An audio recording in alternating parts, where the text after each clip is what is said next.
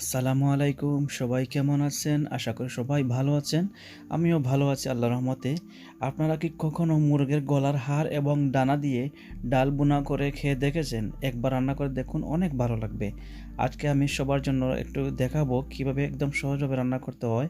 চলুন শুরু করা যাক, আমার সাথেই থাকুন। আমি কি নিয়েছি তা আপনাদেরকে দেখাচ্ছি আমি। আমি নিয়েছি ২ মুঠোর মতো ডাল নিয়েছি। ডালটা আমি একটু কমিয়ে দিয়েছি।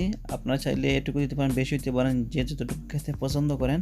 তারপর আমি ডানা এবং গলার হাড় নিয়েছি, এগুলো ভালো মতো ধুয়ে রেখেছি। তারপর 1/2 কাপের মতো অনিয়ন কুচি নিয়েছি।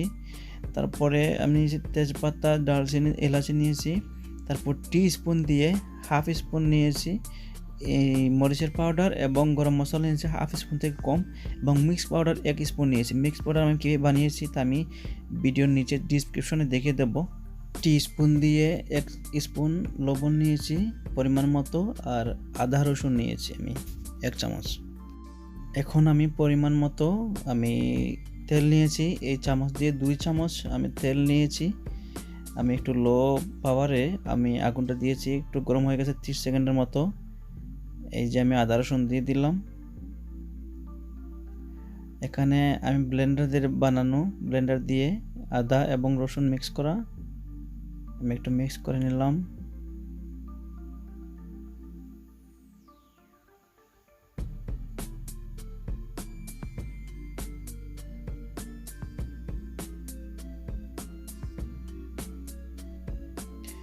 আদা রসুন যখন একটু ব্রাউন কালার হয়ে যাবে, তখন কালারটা একটু চেঞ্জ হয়ে যাবে, তখন আমি অনিয়ন এবং দারচিনি, তেজপাতাগুলো দিয়ে মিক্স করে নিলাম।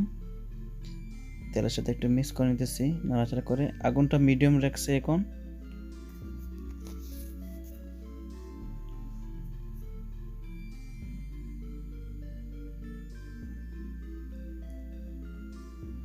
এখন আমি টিস্পুন দিয়ে লবণ রেখেছিলাম,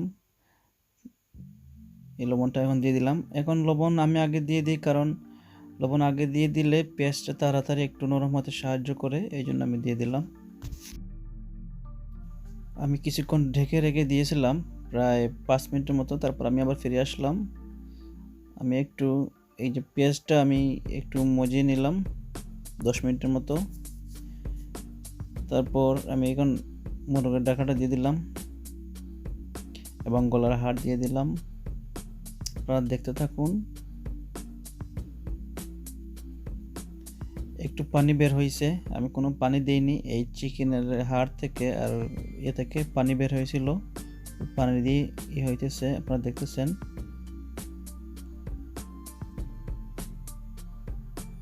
তারপর আমি একটু ঢেকে রেখে দিয়েছিলাম, পানিটা শুকিয়ে গেছে। তারপর আমি স্পাইসের পাউডারগুলো দিয়ে দিলাম যতটুকু নিয়েছিলাম।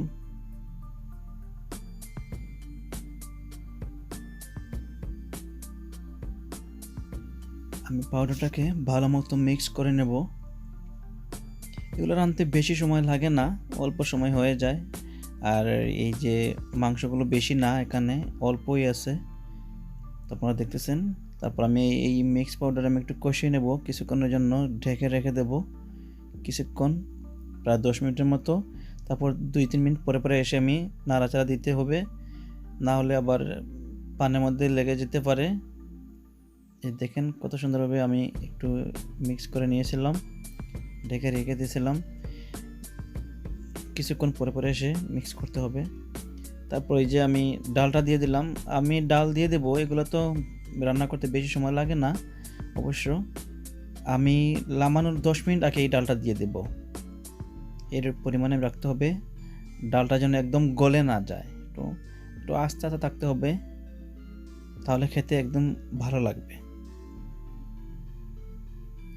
কিছুক্ষণ পর আমি আবার আসলাম, দেখুন আমি নাড়াচাড়া করব, না হলে পানির মধ্যে লেগে যেতে পারে।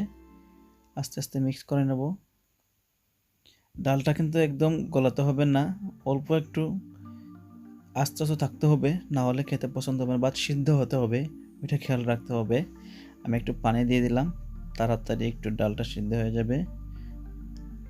আর একটু ঝোল ঝোল থাকলে, একদম ড্রাই হয়ে গেলে আবার ভালো লাগবে না, একটু থাকতে হবে। একদম সহজ। যারা রান্না করতে পারে না তারা এভাবে যদি রান্না করতে পারেন অবশ্যই আপনাদের জন্য একদম সহজ হবে। এই যে দেখেন আমি আবার কিছুক্ষণ পরে আসলাম। কত সুন্দরভাবে রান্না হইতেছে আপনারা দেখতেছেন। আমি মাঝে মধ্যে এরকম করে খাই, অনেক ভালো লাগে।